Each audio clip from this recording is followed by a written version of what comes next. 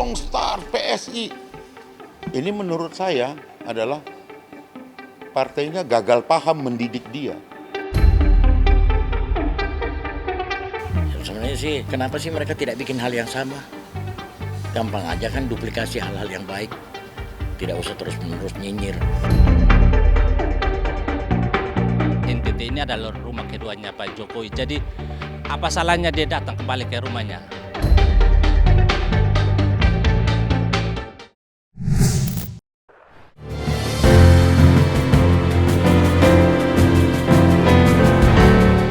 Bagi sebagian orang, kunjungan Joko Widodo ke Nusa Tenggara Timur mungkin hanya sekadar mantan presiden yang tengah menjalani masa purna tugas. Tapi bagi para pelaku UMKM di NTT, kunjungan Presiden ke-7 itu memiliki arti tersendiri. Karena bagi mereka, Joko Widodo adalah sosok yang tak pernah benar-benar pergi. Hal itu pula yang dirasakan oleh Ketua Umum Pejuang Indonesia Maju serta Ikatan Pejuang Perempuan Indonesia, Sinda Sutadisastra. Kepada Cumi Cumi, ia pun bercerita betapa besar makna kehadirannya bagi masyarakat di sana. Dan kedekatan itu bukan klaim kosong. Ada satu hal yang selalu terjadi setiap kali ia datang, dagangan para pedagang kecil ludes tanpa sisa. Di lain sisi, Sinda rupanya memiliki cerita tersendiri tentang bagaimana besar jasa Joko Widodo, khususnya untuk dirinya sendiri. Hal itu terjadi ketika Sinda baru pertama kali berjumpa dengan Jokowi, dan dalam kesempatan itu, Sinda bercerita soal banyak pesan dan dampingan yang diberikan sang mantan presiden. Pesan-pesan yang diteladani Sinda hingga berhasil menafkahi keluarga dengan jerih payahnya sendiri. Kita hari ini untuk menemani Pak Jokowi bersama dengan teman-teman kita yang di NTT. Pak Jokowi itu salah satu pemimpin kita yang sangat amat dekat dengan hati kami. Teman-teman kita yang di NTT itu sangat merasa mencintai dengan Pak Jokowi karena beliau sangat amat mencintai dengan para rakyat, dengan UMKM itu. Pertama kali kita berjumpa Pak Jokowi itu dia membuka outlet UMKM kami yang ada di bandara.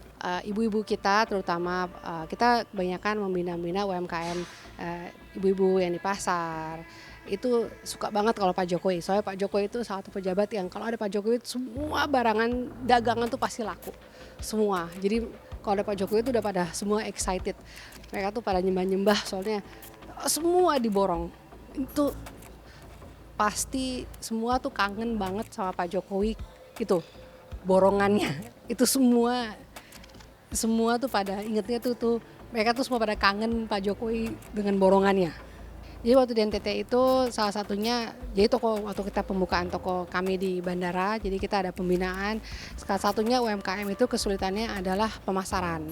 Pemasaran kami, jadi satu toko itu diborong sama Pak Jokowi waktu kami pembukaan di bandara.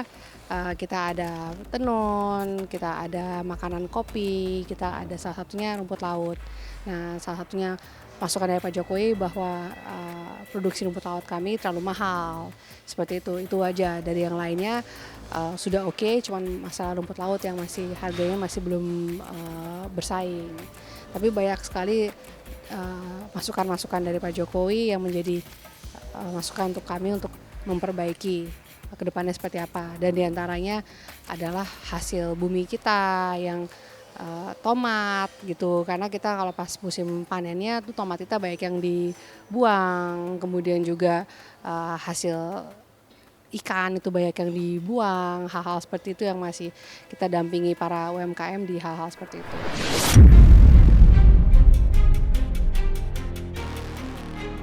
Menariknya, perjalanan jauh ini ternyata menyimpan lebih dari satu cerita. Sehari setelah menyapa para pelaku UMKM, giliran tanggung politik yang menanti sang presiden ke-7. Ya, Rapat Koordinasi Daerah Partai Solidaritas Indonesia Nusa Tenggara Timur yang diselenggarakan pada tanggal 1 Agustus 2026 kemarin menjadi saksi bahwa Kupang menyambut kehadiran Joko Widodo tanpa basa-basi.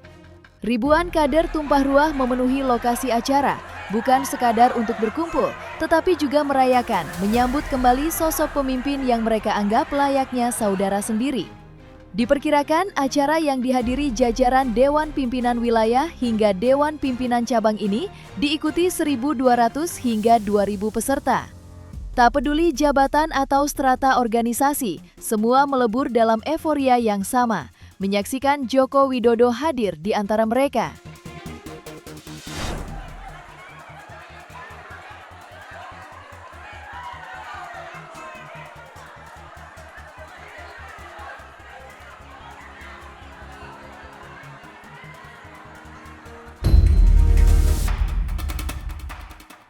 Dan ketika giliran sang tokoh utama mengambil alih panggung, ruangan itu seketika hening. Menyimak setiap kata yang keluar dari mulut Joko Widodo, namun tiap kali Joko Widodo menyuarakan ikrar atau mengutarakan harapan, gemuruh tepuk tangan terasa mengekakan telinga. Khususnya ketika Joko Widodo berkata bahwa NTT kelak menjadi kandang gajah. Karena dari sinilah kita akan memiliki yang namanya mesin besar, mesin dengan cc besar, dan dengan mesin ini kita akan menuju sebuah kemenangan yang besar di 2029. Dan saya meyakini NTT akan benar-benar menjadi kandang gajah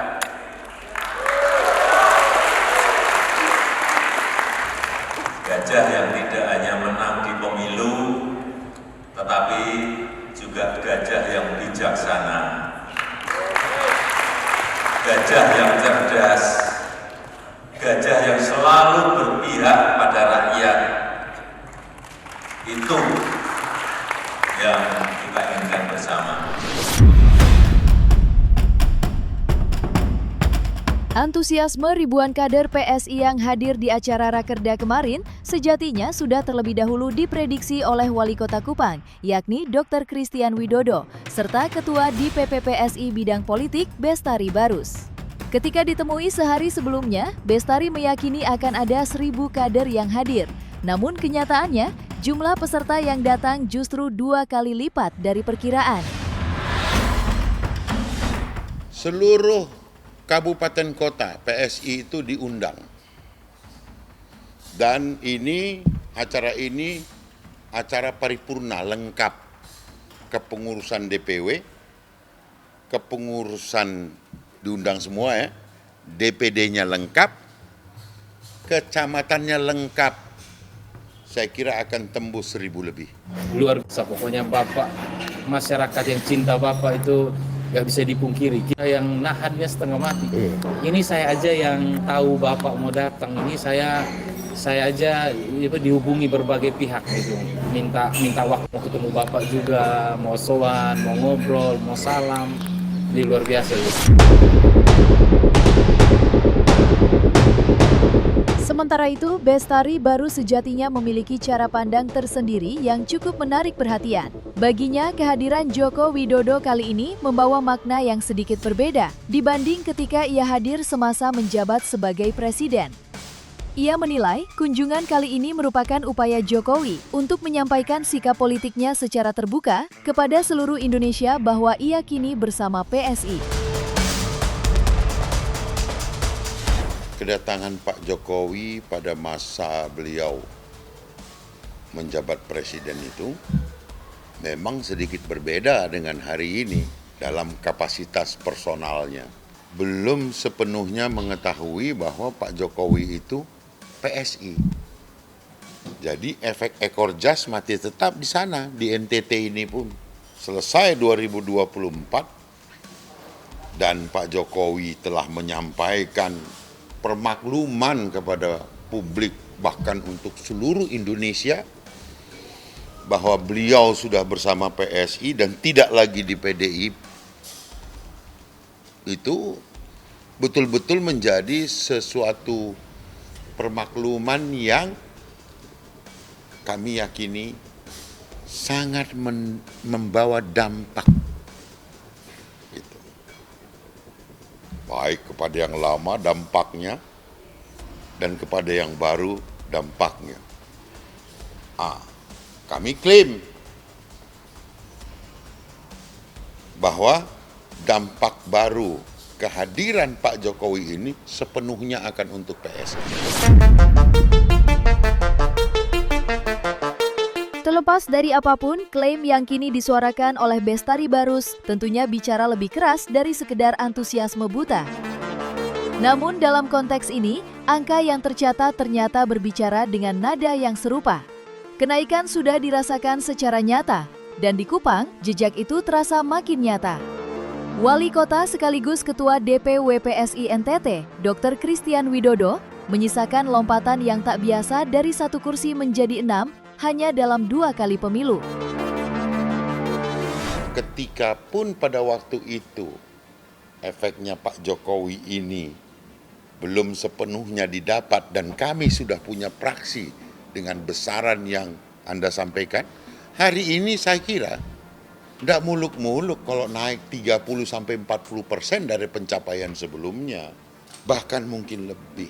Ya, selisih ada yang sisi 2 kursi kan. Kalau di DPRD 1 kan PDIP 9, Golkar 9. Oh ya, 99.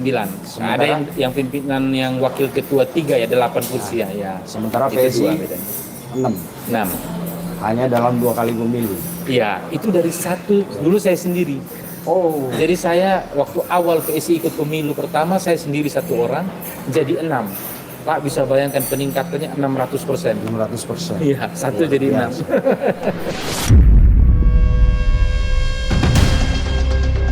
Namun di balik setiap keberhasilan, pasti ada bayang-bayang yang mengikuti.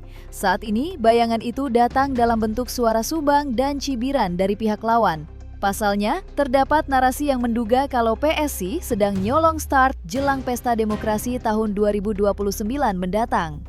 Lantas, seperti apa komentar Bestari Barus? Jadi jangan heran mereka protes. Kan ada yang protes, "Woi, colong start PSI." Ini menurut saya adalah partainya gagal paham mendidik dia. Gagal paham. Pendidikan politik di tempatnya itu nggak jalan. Kalau ada yang ngomong seperti itu. Bahwa PSI nyolong start. Wong kami lagi melaksanakan apa yang diamanahkan dari hasil mereka membuat peraturan perundang-undangan. Malah dia juga yang komplain gitu. Aneh itu. Tegas Bestari Barus menyatakan pendapat dan tanggapannya terhadap isu miring yang kadung menodai safari kebangsaan Jokowi. Dan ketika dimintai keterangan soal bagaimana mereka menyikapi itu, Bestari justru memberi pesan menarik. Alih-alih merasa terpancing emosi, Bestari justru menyebut kalau serangan itu dianggap sebagai vitamin alias suplemen. Di mana kami bisa kemudian memberikan pelajaran kepada mereka balik. Mencerdaskan mereka.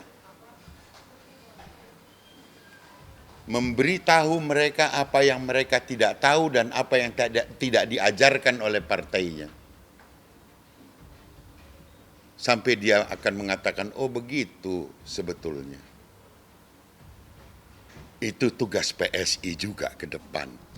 Mencerdaskan anak bangsa. Semua anggota partai politik adalah anak bangsa. Dan kami merasa berkewajiban untuk membuat mereka jadi cerdas. Dan oleh karena itu apabila hal tersebut membuat mereka kemudian menjadi jatuh cinta kepada PSI, datanglah ke kantor PSI, apply-lah menjadi anggota PSI. Beres.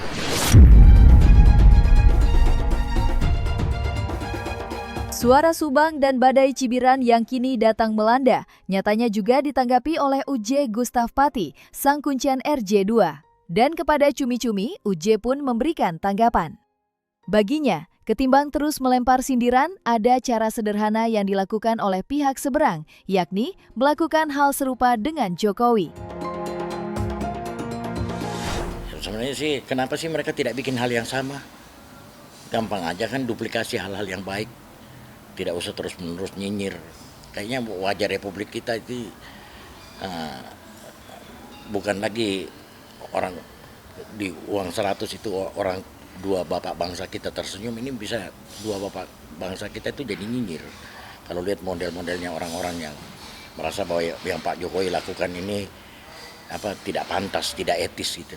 Loh, Pak Jokowi masih punya energi untuk membantu pemerintah membangun negeri ini. Itu hal-hal positif yang kita dapat dari Pak Jokowi pasca beliau purna tugas kan sebagai presiden.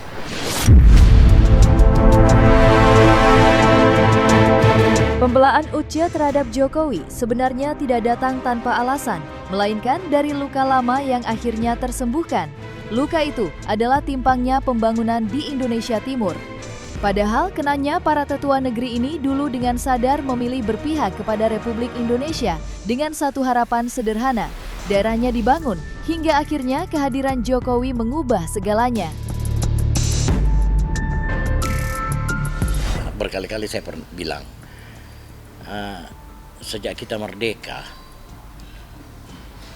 69 tahun kita di NTT, di kawasan timur Indonesia lah umumnya, itu seperti menjadi anak tiri Republik ini. Padahal pada waktu kita merdeka, tetua negeri kita ini berpihak ke Republik Indonesia, mereka tentunya berharap daerahnya dibangun. Tetapi 69 tahun kami itu seperti terabaikan. Begitu Pak Jokowi datang, kami dirangkul, kami dimanusiakan, kami menjadi anak kandung Ibu Pertiwi.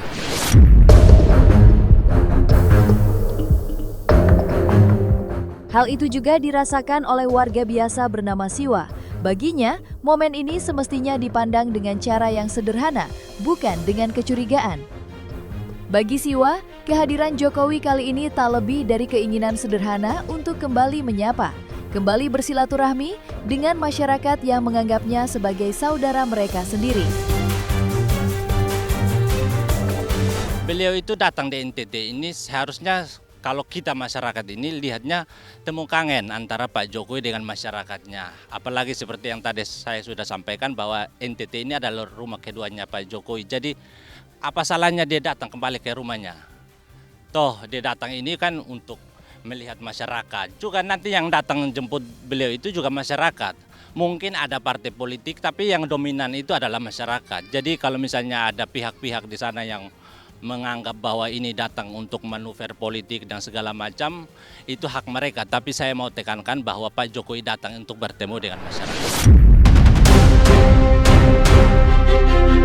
Pandangan senada juga datang dari Reagen, Ketua Umum Brigade Rakyat Nusantara, yang melihat riuh rendah kritik ini sebagai sesuatu yang lumrah dalam panggung politik. Namun terlepas dari riak-riak politik itu, Reagen meyakini rakyat punya penilaian sendiri yang lebih jernih. Ya itu sih namanya dinamika ya dalam politik ya. Kawan-kawan yang hari ini ribut ya tadinya mungkin bersama juga dengan pemerintahan Pak Jokowi. Apa karena tidak bersama lagi mungkin ya tadinya paling menikmati ya jadi tidak bersama lagi ya jadi paling menjudgment ya kan. Sebenarnya di balik keputusan-keputusan Pak Jokowi itu bukan keputusan pribadi, bahkan beberapa menteri di kabinet beliau kan banyak memang dari partai politik. Dan kalau saya rasa rakyat atau masyarakat bisa merasakan langsung ya apa yang di janji-janji politik Pak Jokowi itu simple, Indonesia sentris. Terlepas dari itu, agenda safari Jokowi di NTT berlanjut dari ruang rapat ke Pantai Tedis. Dan sore itu, riuh rendah kritik dan debat politik seakan luntur, tergantikan oleh warna-warni yang memenuhi Pantai Tedis. Karnaval Gajah digelar sebagai penutup rangkaian kunjungan bukan sekadar seremoni, tapi perayaan budaya yang mempertemukan masyarakat NTT dalam satu semangat kebersamaan. Ya, artinya begini, ada suatu pembelajaran yang baik ya dari seorang seorang presiden ke-7 untuk seluruh pemimpin-pemimpin ke depan. Bukan hanya seorang presiden. Itu entahkah itu menteri, entahkah itu pejabat militer ya atau pejabat sipil maupun kepolisian itu. jangan melupakan akar rumput kita gitu lah. Di mana kita pernah mengabdi di sana, dan ada istilahnya kan, the old soldier never die. Nah itu yang harus kita gaungkan, glorifikasikan dalam hal mendharma baktikan kemampuan dan kapabilitas kita kepada negeri ini. Tidak pernah ada kata akhir. Di sana, Jokowi juga menerima sebuah penghargaan adat berupa anugerah kehormatan. Raja Kupang Don Alfonso Nisnoni menjelaskan langsung bahwa hal itu adalah sesepuh raja. Sebuah gelar yang dalam bahasanya sendiri berarti sosok yang dihormati. Ia juga menegaskan hal penting bahwa ini bukan pengangkatan tahta. Penobatannya untuk sesepuh dalam kerajaan. Sesepuh dalam kerajaan. Jadi Sesepuh Pak Jokowi ini raja. sesepuh dalam Raja-raja. sesepuh raja-raja ya. Ya. Artinya yang dituakan ya, Ya, begitu. yang dituakan. Sesepuh dalam hal ini menghormati Pak Jokowi. Ya, untuk Oke. menghormati Oke. jasa Jokowi. Bukan mengangkat sebagai raja ya. Tidak. Tidak sama sekali ya. Apa mungkin ada hubungan dengan politik? Tidak ada. Tidak. Kalau orang goreng ke politik gimana Bapak? Cuek saja. Tidak. Berarti Tidak kerajaan ikut, ya. Kupang ini Ya. adalah milik semua masyarakat. Semua masyarakat. Dan satu hal lagi yang ingin ditegaskan Don Alfonso, seluruh momen itu berlangsung apa adanya tanpa rekayasa, bukan hasil pengaturan pihak manapun. Dan murni lahir dari antusiasme yang sama antara dirinya, para raja, dan Jokowi. Tapi saya mau pastikan itu tanpa disetting ya kemarin Bapak ya, untuk pengalungan apapun. Setting masing orang atur Bapak gitu. Tidak ada. Antusias gitu. Antusias sama-sama ya. Ya. Kita kan diundang untuk hadiri, jadi kita menghadiri. Diundang dia diri. Oke, bukan di dalam hal ini dorong begitu saja. Tidak ya.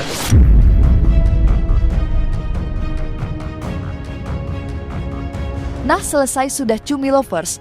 Saksikan terus Cumi Kem Indep, kabar lengkap, mendalam, dan akurat dari narasumber terpercaya. Dan jangan lupa untuk like, subscribe, dan juga share channel YouTube Cumi Cumi.